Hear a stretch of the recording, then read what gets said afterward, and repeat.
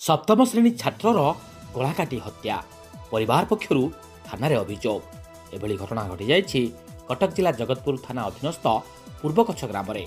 घटना अनुजाई पूर्वकच्छ थोरिया साही अंचलर जगन्नाथ बेहेरा पुत्र ज्योतिप्रकाश बेहेरा गतकाली ठारू निखोज थिबा बेले आज सकाळ समय गाँवर लोक मैंने धान काटिबा जाउथुवा समय ज्योतिप्रकाश मृतदेह देखा पाइथिले।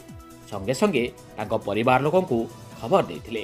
एने परिवार पक्षरु थाना रे अभियोग करिबा परे घटनास्थल रे पुलिस पहुंची घटनार तदंत करने सहित अधिक तदंत पाई साइंटिफिक टीम को डका जाइछि बोली पुलिस पक्षरु सूचना मिली।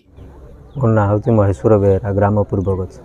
जो घटना घटी जो नाबालक जो पिलाटी अच्छी कौन पिलार बड़ बापा मुझे किसी ना आसंता गत काली आज्ञा से संक्रांति सकाळु गाधे पाधे काम सारी मंदिर आसला। मंदिर आसला माँ ताक कहला तू दुष्टामी हो पाठ पढ़ुनु आउ माड़ खाइबू यही भाया कथबार्ता माँ तार कहला। आ माँ ता कम व्यस्त रहा तापर ये खेलबुल करता खेलबुल करमती बुलाबुली कर ये आउ घर को जाइनी। तापर जाई मंदिर रे खाई देछि खाइला आउ भी घर को जाइनी। तापर बाप माँ जानला पुआ आसीने से 4टा बेले से देखिले से तापर बाप माँ आसी खोजाखोजी कले। खोजाखोजी करिया परे आ पुओ को पाइलेनी निरुपाय रहिले। तापर आज सकाळु देखला बेलकु एने पुओ मिसिंग अछि बोली ने काहा को आगुर जणैथिले ना आज सकाळु आज सकाळु मु घर पाइ एमती तो शत्रुता आमर कई ना। पुलिस कर्मचारी एति आमर अधिकार अच्छी दृढ़ कार्य अनुष्ठान संकल्प करी आकु कार्य निर्वाही कले आमे खुशी हो।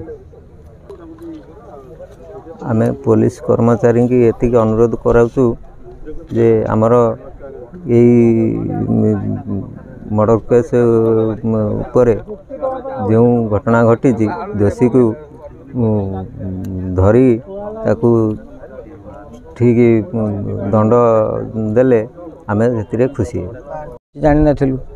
आउ सकाळ घटना पाइला परे लोक कहले तुम पुत्र पाइल मु कहले नहीं पुत्र को पाहिनी।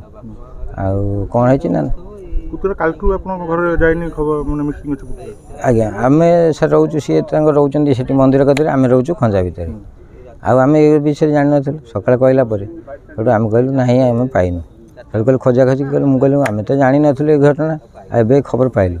आ मु सर पळेली गाधी पदे सर रोसई कहले सर आसीबे जाइथो से सबले बुले सर मु कहले आसीबो बोदे आ मंदिर रोसई गला भितर से नना कहले तुम पुत्र एमती हेछि मु कहले कोउडी ना चंदन बगरे ऊपर आ मु सर आसी देखला लोक तो प्रबल गदा हेचंती सर देखला घटना ये घटनाटी मो अंचल प्रथम ए अंचलवासी आम समस्ते घटना पाई मर्माहत दुखित।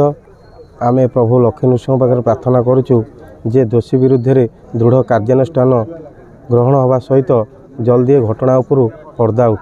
काले खबर पाइले मोर व्हाट्सएप खबर देला भाई एमती आमर जो चक रास्तार एमती पिलाटी पड़ी ताकू शुभ बोली समस्ते श्रद्धारे डाकती। एठी आमे आसी पहुँचला परे पागा फांडी अधिकारी जगतपुर थाना अधिकारी को जनइलु। एसीपी तांका आड़ू मते फोन कले आसिकी पहुँचिकी पारंपरिक तदंत आरंभ करचंती। आमे दृढ़ आशा आदि अच्छु निश्चित खूब जल्दी दोषी धरा पड़िबो और ता विरुद्ध कार्यानुष्ठान हो।